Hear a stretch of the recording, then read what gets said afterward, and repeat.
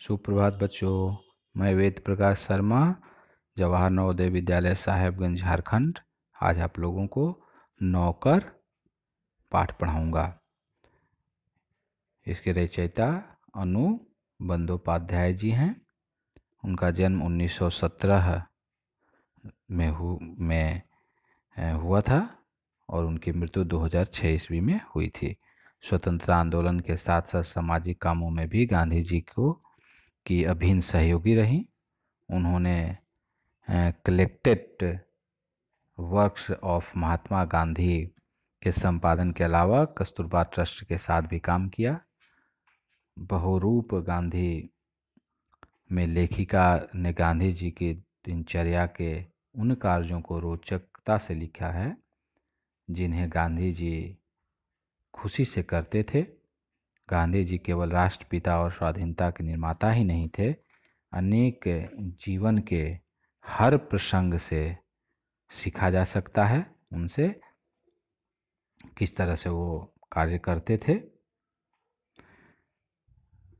उनका कार्य जो है वो कोई कार्य करने में उन्हें संकोच नहीं होती थी। वो बड़े प्यार से हर कार्य को करते थे, चाहे कपड़ा धोना हो, बर्तन मांजना हो, आटा पीसना हो, झाड़ू लगाना हो, वो सब कार्य अपना खुद करते थे, किसी को वो करने नहीं देते थे।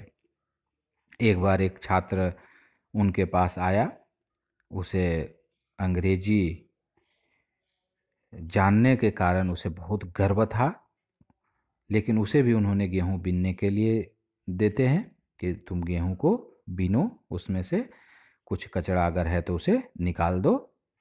एक बार इन्हें बुलाया गया था मेहमान के रूप में लंदन में भोज पर। बाद में जब लोगों को पता चला कि ये गांधी जी हैं और ये जाते ही सब काम खुद से करना शुरू कर दिए, बर्तन बड़े बड़े हांडे मांजने लगे थे, तो जब पता चला तो बहुत लोग को बुरा लगा। लेकिन ये कभी किसी काम को बुरा नहीं मानते थे, हमेशा हर कार्य को अपना कार्य समझ करके करते थे। बच्चों से बहुत प्यार करते थे। एक बार श्रीमती पोलक के बच्चे का दूध छुड़ाने के लिए उन्हें अपने पास सुलाया। बड़ों का सम्मान भी ये करते थे। भारतीय छात्रों के बुलाने पर वो गए थे वहाँ। इस प्रकार से इस नौकर पाठ में गांधी जी के द्वारा किए गए कार्यों को लिखा गया है, दिखाया गया है कि किस तरह से गांधी जी अपने कार्य को करते थे, और उसी प्रकार से हमें भी हर कार्य अपना करना चाहिए। किसी कार्य को करने में हमें संकोच नहीं होनी चाहिए। आश्रम में गांधी कई ऐसे काम भी करते थे जिन्हें आमतौर पर नौकर चाकर करते हैं। जिस जमाने में वे बैरिस्ट्री का अर्थ है वकालत से हजारों रुपए कमाते थे, उस समय भी वे प्रतिदिन सुबह अपने हाथ से चक्की पर आटा पीसा करते थे। आज हम लोग चक्की में आटा नहीं पीसते हैं, हम लोग जा कर के आटा चक्की में मशीन से चलने वाले चक्की में दे देते हैं पीसने के लिए। लेकिन उस समय लोग हाथ से ही आटा पीस कर, गेहूँ को पीस करके आटा खाते थे। तो गांधी जी प्रतिदिन सुबह उठ करके हाथ से चक्की पर आटा पीसा करते थे। चक्की चलाने में कस्तूरबा और उनके लड़के भी हाथ बटाते थे। इस प्रकार घर में रोटी बनाने के लिए महीन या मोटा आटा वे खुद पीस लेते थे। साबरमती आश्रम में भी गांधी ने पिसाई का काम जारी रखा। वह चक्की को ठीक करने में कभी कभी घंटों मेहनत करते थे। एक बार एक कार्यकर्ता ने कहा कि आश्रम में आटा कम पड़ गया है। आटा पिसवाने में हाथ बटाने के लिए गांधी फौरन उठ खड़े हुए। आप ये कभी कभी घंटों मेहनत करने का अर्थ यह है कि जब आटा पीसने के लिए हम हाथ से जांता नाम सुने होंगे, उसमें डालते हैं तो उसमें दो आपस में पत्थर होते हैं, तो बार बार चलाने से वो चिकना हो जाता है, जिसको निकाल करके फिर से छेनी हथौड़ी से उसे रुखड़ा किया जाता है। हो गए। गेहूँ पीसने से पहले उसे बीन कर साफ करने पर वह जोर देते थे ताकि उसमें जो भी कंकड़ पत्थर या कोई तरह का मिट्टी रहे वो साफ हो जाए। कौपिनधारी इस महान व्यक्ति को अनाज बीनते देखकर उसने उनसे मिलने वाले लोग हैरत में पड़ जाते थे। बाहरी लोगों के सामने शारीरिक मेहनत का काम करते गांधी जी को शर्म नहीं लगती थी। एक बार उनके पास कॉलेज के कोई छात्र मिलने आए। उनको अंग्रेजी भाषा के अपने ज्ञान का बड़ा गर्व था। गांधी से बातचीत के अंत में वे बोले, बापू, यदि मैं आपकी कोई सेवा कर सकूं तो कृपया मुझे अवश्य बताएं। उन्हें आशा थी कि बापू उन्हें कुछ लिखने पढ़ने का काम देंगे। गांधी ने उनके मन की बात ताड़ ली और बोले, अगर आपके पास समय हो तो इस थाली के गेहूं बीन डालिए। आगंतुक बड़ी मुश्किल में पड़ गए, लेकिन अब तो कोई चारा नहीं था। 1 घंटे तक गेहूं बीनने के बाद वह थक गए और गांधी से विदा मांगकर चल दिए। अब आप सोचिए कि गांधी जी दिन भर काम किया करते थे, लेकिन वो थकते नहीं थे और वह कुछ ही समय में थक जाता है और चला जाता है। कुछ वर्षों तक गांधी ने आश्रम के भंडार का काम संभालने में मदद दी।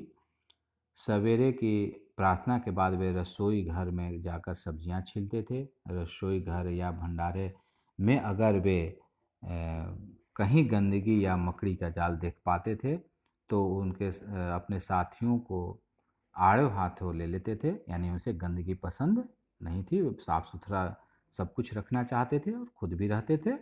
उन्हें सब्जी, फल और अनाज के पौष्टिक गुणों का ज्ञान था। एक बार एक आश्रमवासी ने बिना धोए आलू काट दिए। गांधी जी ने उन्हें समझाया कि आलू और नींबू को बिना धोए नहीं काटना चाहिए। एक बार एक आश्रमवासी को कुछ ऐसे केले दिए गए जिसके छिलकों पर काले चकत्ते पड़ गए थे। उसने बहुत बुरा माना। तब गांधी जी ने उसे समझाया कि ये जल्दी पच जाते हैं और तुम्हें खास तौर पर इसलिए दिए गए हैं कि तुम्हारा हाजमा कमज़ोर है। गांधी आश्रमवासियों को अक्सर स्वयं ही भोजन परोसते थे। इस कारण वे बेचारे बेस्वाद उबली हुई चीज़ों के विरुद्ध कुछ कह नहीं पाते थे। दक्षिण अफ्रीका की एक जेल में वे सैकड़ों कैदियों को दिन में 2 बार भोजन परोसने का कार्य कर भी चुके थे। आश्रम का एक नियम था कि सब लोग अपने बर्तन खुद साफ करें। रसोई के बर्तन बारी बारी से कुछ लोग दल बांध कर धोते थे, क्योंकि बहुत ज़्यादा हो जाता था और बहुत बड़ा बड़ा होता था। तो एक बना दिया जाता था दल और उसमें 2-4 लोग होते थे और उसको आपस में मिलकर धोते थे। एक दिन गांधी ने बड़े बड़े पतीलों को खुद साफ करने का काम अपने ऊपर लिया। इन पतीलों के पेंदी में खूब कालिख लगी थी। राख भरे हाथों से वह एक पतीले को खूब जोर जोर से रगड़ने में लगे हुए थे कि तभी कस्तूरबा वहां आ गई। उन्होंने पतीले को पकड़ लिया और बोली, यह काम आपका नहीं है, इसे करने को और बहुत से लोग हैं। गांधी को लगा कि उसकी बात मान लेने में ही बुद्धिमानी है और वे चुपचाप कस्तूरबा को उन बर्तनों की सफाई सौंप कर चले आए। बर्तन एकदम चमकते न हो तब तक गांधी जी को संतोष नहीं होता था। एक बार जेल में उनको जो मददगार दिया गया था उसके काम से असंतुष्ट होकर उन्होंने बताया था कि वे खुद कैसे लोहे के बर्तनों को भी मांझकर चांदी सा चमका सकते थे। जब आश्रम का निर्माण हो रहा था उस समय वहाँ आने वाले कुछ मेहमानों को तंबुओं में सोना पड़ता था। एक नवागत को पता नहीं था कि वो अपना बिस्तर कहाँ रखना चाहिए, इसलिए अपने बिस्तर को लपेट कर रख दिए और यह पता लगाने गया कि उसे कहाँ रखना है। लौटते समय उसने देखा कि गांधी खुद उनका बिस्तर कंधे पर उठाए रखने चले जा रहे हैं। आश्रम के लिए बाहर बने कुएं से पानी खींचने का काम भी वे रोज करते थे। एक दिन गांधी कुछ अस्वस्थ थे और चक्की पर आटा पीसने के काम में हिस्सा बटा चुके थे। उसके एक साथी ने उन्हें थकावट से बचने के लिए एक अन्य आश्रमवासियों की सहायता से सभी बड़े छोटे बर्तनों में पानी भर डाला। गांधी को यह बात पसंद नहीं आई, मन में कुछ ठेस भी लगी। उन्होंने बच्चों के नहाने का एक टब उठा लिया और कुएं से उसमें पानी भरकर टब को सिर पर उठाकर आश्रम में ले आए। बेचारे कार्यकर्ता को बहुत पछतावा हुआ, क्योंकि वो गांधी जी कर रहे थे। शरीर से जब तक बिल्कुल लाचारी न हो तब तक गांधी को यह बात बिल्कुल पसंद नहीं थी कि महात्मा या बूढ़े होने के कारण उनको अपने हिस्से का दैनिक शारीरिक श्रम न करना पड़े। उसमें हर प्रकार का काम करने की अद्भुत क्षमता और शक्ति थी। वह थकान का नाम भी नहीं जानते थे। दक्षिण अफ्रीका में बोअर युद्ध के दौरान उन्होंने घायलों को स्ट्रेचर पर लादकर एक एक दिन में 25-25 मील तक ढोया था। वह मीलों पैदल चल सकते थे। दक्षिण अफ्रीका में जब वे टॉल स्टाय बाड़ी में रहते थे, तब पास के शहर में कोई काम होने पर दिन में अक्सर 42 मील तक पैदल चलते थे। उनके लिए वे घर में बना हुआ नाश्ता साथ लेकर सुबह 2 बजे ही निकल पड़ते थे, शहर से खरीदारी करके, और शाम होते होते वापस फार्म पर लौट आते थे। उनके अन्य साथी भी उनके इस उदाहरण का खुद खुशी खुशी अनुकरण करते थे। एक बार किसी तालाब की भराई का काम चल रहा था। उसमें गांधी जी के साथी लगे हुए थे। एक सुबह काम खत्म करके वे लोग फावड़े, कुदाल और टोकरियां लिए जब वापस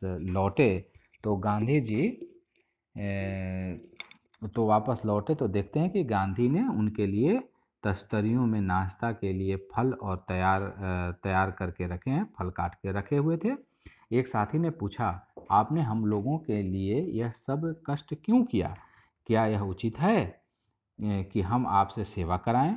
गांधी ने मुस्कुराकर उत्तर दिया, क्यों नहीं, मैं जानता था कि तुम लोग थके मांदे लौटोगे। तुम्हारा नाश्ता तैयार करने के लिए मेरे पास खाली समय था। दक्षिण अफ्रीका में रहने वाले भारतीयों के जाने माने नेता के रूप में गांधी भारतीय प्रवासियों के मांगों को ब्रिटिश सरकार के सामने रखने के लिए एक बार लंदन गए। वहां उन्हें भारतीय छात्रों ने एक शाकाहारी भोज में निमंत्रित किया। छात्रों ने इस अवसर के लिए स्वयं ही शाकाहारी भोजन तैयार करने का निश्चय किया था। तीसरे पहर 2 बजे एक दुबला पतला और चरहरा आदमी आकर उनमें शामिल हो गया और तस्तरियां धोने, सब्जी साफ करने और अन्य छुटपुट काम करने में उनकी मदद करने लगा। बाद में छात्रों का नेता वहां आया तो क्या देखता है कि वह दुबला पतला आदमी और कोई नहीं, उस शाम को भोज में निमंत्रित उनके सम्मानित अतिथि गांधी थे। गांधी दूसरों से काम लेने में बहुत सख्त थे, लेकिन अपने लिए दूसरों से काम कराना उन्हें पसंद नहीं था। एक बार एक राजनीति सम्मेलन में से गांधी जब अपने डेरे पर लौटे तो रात हो गई थी। सोने से पहले वे अपने कमरे का फर्श बुहार रहे थे।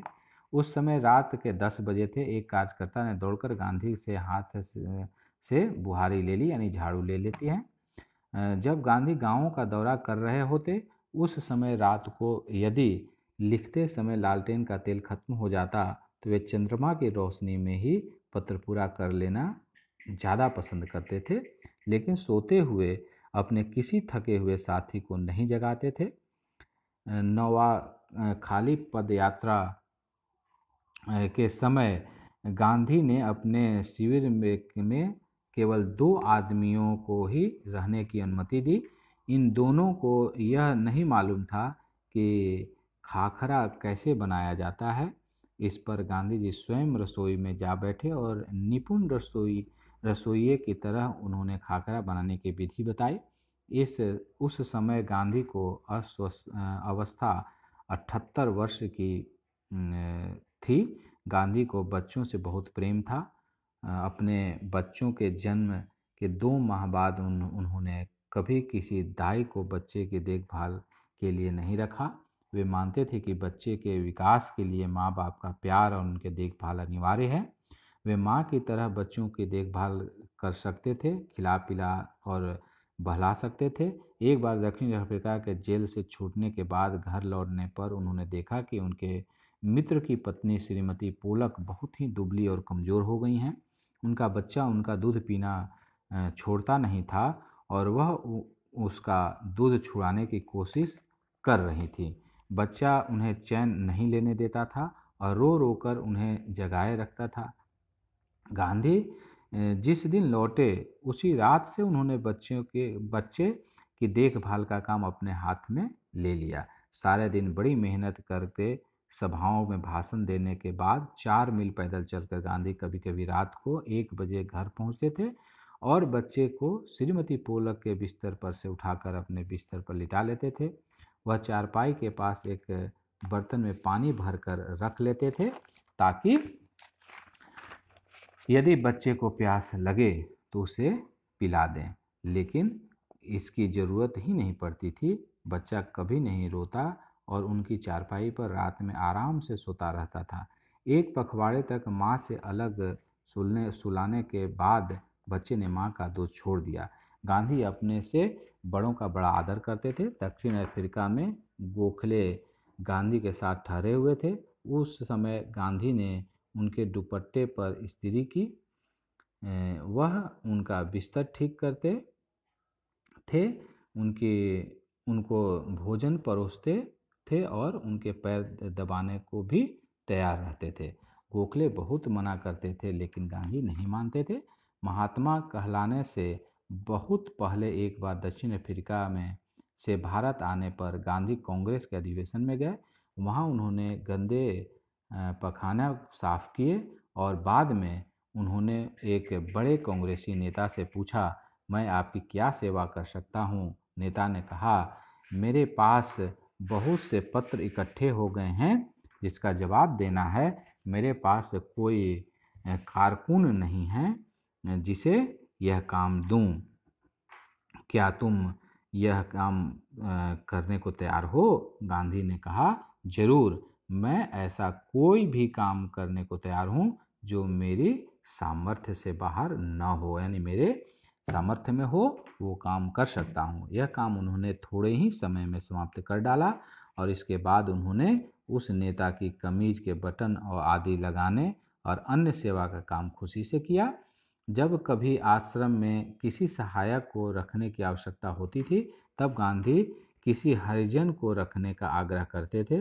उनका कहना था, नौकरों को हमें वेतनभोगी मजदूर नहीं अपने भाई के समान मानना चाहिए।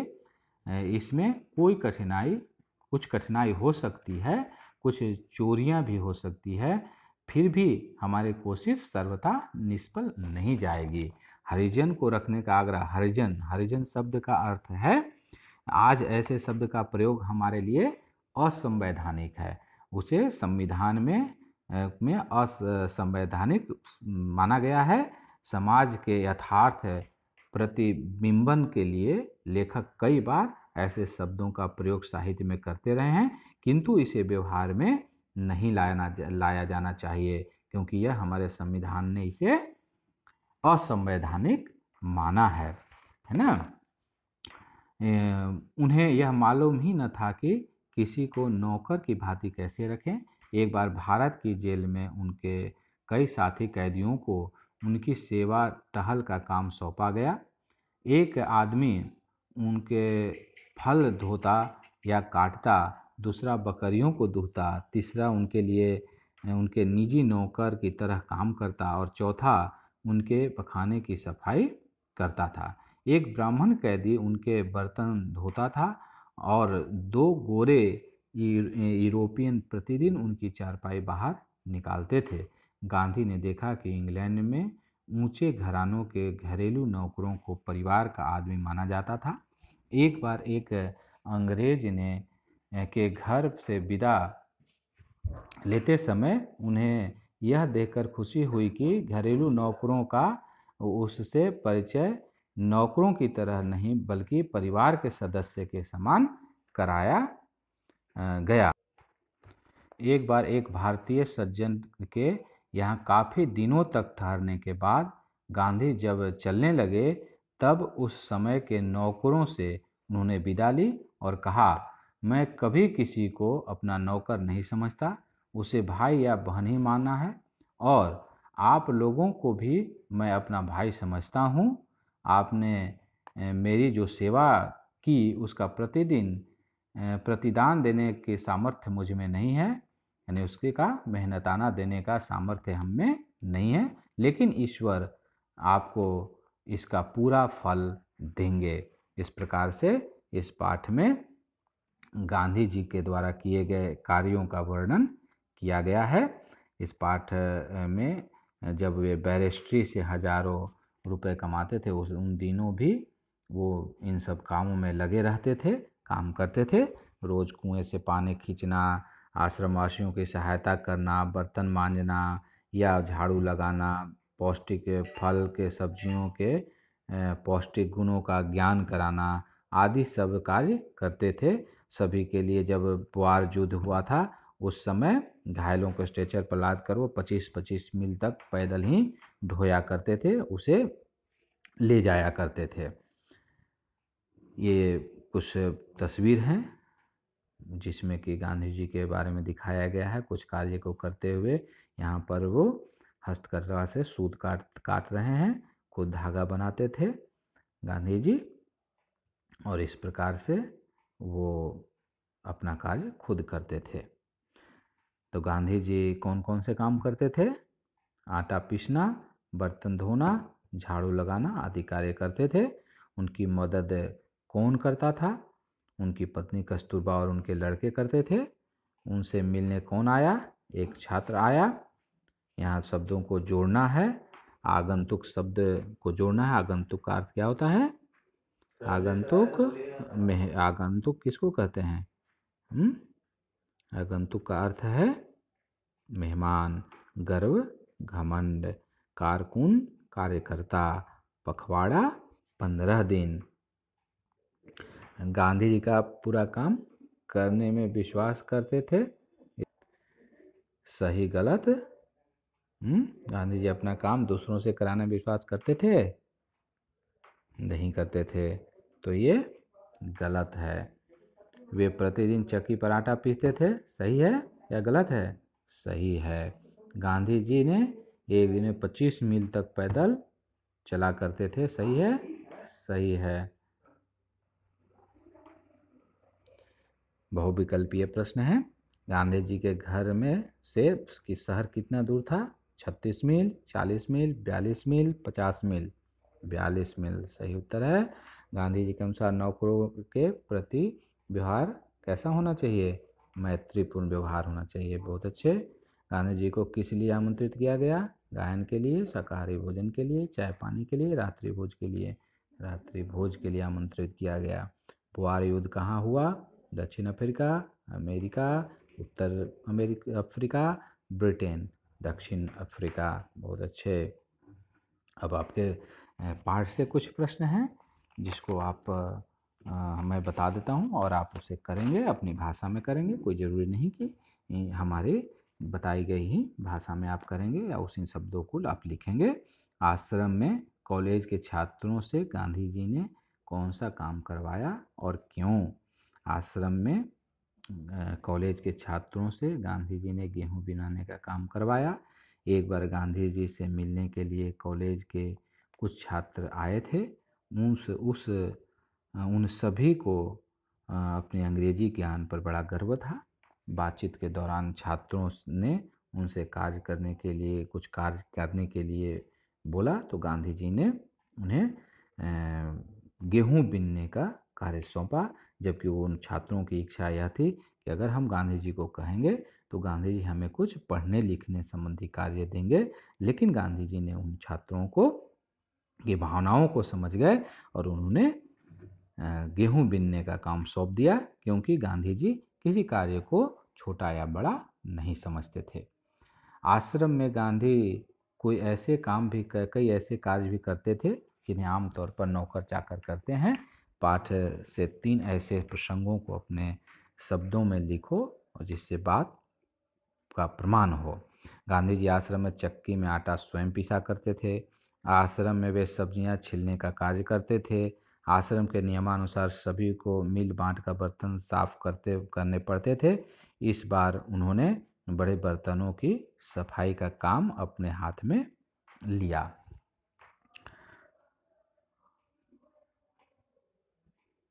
लंदन में भोज पर बुलाए जाने पर गांधी जी ने क्या किया? दक्षिण अफ्रीका में रहने वाले भारतीयों के जाने माने नेता के रूप में गांधी भारतीय प्रवासियों की मांगों को ब्रिटिश सरकार के सामने रखने के लिए एक बार लंदन आए। वहाँ उन्होंने भारतीय छात्रों ने एक शाकाहारी भोजन में निमंत्रित किया। छात्रों ने इस अवसर के लिए स्वयं को शाकाहारी भोजन तैयार करने के निश्चय किया था। तीसरे पहर 2 बजे एक दुबला पतला और चरहरा आदमी आकर उनमें शामिल हो गया। तस्तरी धोना, सब्जी साफ करना, अन्य छिटपुट कार्य वो करने में मदद करने लगे थे। बाद में छात्रों का नेता वहाँ आया तो देखता है कि वह दुबला पतला आदमी और कोई नहीं बल्कि हमने जो जिन्हें भोज पर आमंत्रित किया है वही सम्मानित अतिथि गांधी थे। क्योंकि गांधी को किसी कार्य को करने में किसी तरह के संकोच नहीं था। वो हर कार्य को अपना कार्य समझते थे। गांधी जी ने, चौथे प्रश्न है, गांधी जी ने श्रीमती पोलक के बच्चे का दूध कैसे छुड़वाया? एक बार दक्षिण अफ्रीका के जेल से छूटने के बाद जब वो लौटे तो देखते हैं कि उनके मित्र की पत्नी पोलक बहुत दुबली पतली और कमज़ोर हो गई हैं। जब उन्हें इसका कारण पूछा तो बताया कि उनका बच्चा दूध पीना छोड़ता नहीं है। तब से गांधी जी उसे अपने साथ सुलाने लगे और एक पखवाड़े में ही वह उसे अपनी माँ का दूध छुड़वा दिया। आश्रम में काम करने या करवाने का कौन सा तरीका गांधी अपनाते थे? उसे पाठ पढ़कर लिखो। गांधी जी दूसरे से काम करवाने में बड़े सख्त थे, परंतु अपने लिए काम करवाना उन्हें पसंद न था। वे अपना कार्य स्वयं करते थे। उनमें वे किसी की सहायता भी नहीं लेते थे। गांधी जी को काम करता देख उसके अनुयायी भी उसका अनुकरण कर कार्य करने लगते थे। इस प्रकार गांधी जी अपने स्वयं के उदाहरण द्वारा लोगों को काम करने की प्रेरणा देते थे। निबंध से आगे के प्रश्न को देखेंगे। एक प्रश्न को, गांधी जी इतना पैदल क्यों चलते थे? पैदल चलने से क्या लाभ हैं? गांधी जी पैदल चलने से होने वाले लाभों से संभवतः अवगत होने के कारण अक्सर अपनी यात्राएं पैदल चलकर ही पूरा करते थे। पैदल चलकर ही गांधी जी स्वतंत्रता के लिए जन जागरण और अपने आंदोलनों को सफल बना पाए। पैदल चलने के कई लाभ भी हैं। पैदल चलना शारीरिक व्यायाम की श्रेणी में सबसे उत्तम कोटि का व्यायाम है। पैदल चलने से हमारा शरीर स्वस्थ अच्छा रहता है। इसे हर कोई बड़ी आसानी से कर सकता है। रोज़ इसका अभ्यास करने से शारीरिक फुर्ती बनी रहती है और व्यक्ति अपने को तरोताज़ा और स्वस्थ महसूस करता है। अब कुछ अनुमान और कल्पना से संबंधित प्रश्न को हम लोग ले लेते हैं। गांधी जी अपने साथियों की ज़रूरत के मुताबिक हर काम कर देते थे, लेकिन उनका खुद का काम कोई और करे यह पसंद नहीं था। क्यों? सोचो और अपने शिक्षक को सुनाओ। गांधी जी स्वावलंबी होने के कारण दूसरों के सामने आदर्श उदाहरण प्रस्तुत करने के लिए तथा अन्य को भी स्वावलंबी बनाने के लिए अपना कार्य स्वयं करते थे। नौकरों को हमें वेतनभोगी मजदूर नहीं अपने भाई के समान समझना चाहिए। इसमें कुछ कठिनाई हो सकती है, फिर भी हमारी कोशिश सर्वथा निष्फल नहीं जाएगी। गांधी जी ऐसा क्यों कहते होंगे? तर्क के साथ समझाओ। ये सच है कि यदि हम मजदूर को अपना भाई समझने लगें तो वह अपने काम से कामचोरी और लापरवाही कर सकता है, परंतु हम निरंतर प्रयास करते रहें तो एक दिन न एक दिन इस बात को वह समझ जाएगा कि इस घर से उसे अपनापन और प्यार मिलता है, अतः उसकी भी इस घर के प्रति जिम्मेदारी बनती है और उसे दिए गए कार्य को वह नियमित पूरा करेगा।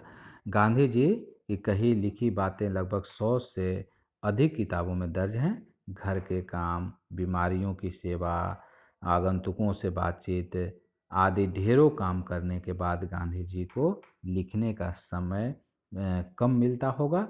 गांधी जी एक दिन कैसे गुजरता होगा, इस पर अपनी कल्पना से लिखे। मेरे अनुसार गांधी जी साधारण व्यक्ति तो थे ही नहीं, अतः उनका असाधारण व्यक्तित्व के धनी होने के कारण और अत्यधिक व्यस्त व्यक्ति होने के बावजूद भी वे कई सारे काम और लिखने के लिए समय निकाल लेते थे। इस प्रकार से हम देखेंगे कि 5वें प्रश्न में उन्होंने ऐसे कामों की सूची बनाओ जिसे तुम हर रोज़ खुद कर सकते हो। ये मेरा मानना है, आप अपने अनुसार बन लिखिएगा। निम्नलिखित काम हम खुद कर सकते हैं: अपना बिस्तर और कमरा ठीक करना, अपने स्कूल यूनिफॉर्म और जूते चप्पलों को ठीक करना, अपने कपड़ों पर इस्त्री करना, अपने कपड़ों को धोना, इत्यादि इत्यादि और काम कर सकते हैं। अब कुछ भाषा की बात है। पिसाई संज्ञा है। पीसना शब्द से ना निकाल देने पर पिस धातु रह जाती है। पिस धातु से में आई प्रत्यय जोड़ने पर पिसाई शब्द बनता है। किसी किसी क्रिया में प्रत्यय जोड़कर उसे संज्ञा बनाने के लिए उसके रूप में बदलाव आ जाता है। जैसे ढोल से ढुलाई, बोना से बुआई, मूल शब्द के अंत में जुड़ाकर नया शब्द बनाने वाले शब्दांश को प्रत्यय कहते हैं। नीचे कुछ संज्ञाएं दी गई हैं, बताओ ये किन क्रियाओं से बनी हैं? रोपाई, कटाई, सिंचाई, सिलाई, कताई, रंगाई। संज्ञा और क्रिया को हम अलग अलग करेंगे। बुआई से ई हटा दिया, बोना। सिंचाई से ई हटा दिया, सींचना। कता से हटा दिया, कताई। काटना, सूत काटते थे ना वो, इसीलिए वो काटना हो गया।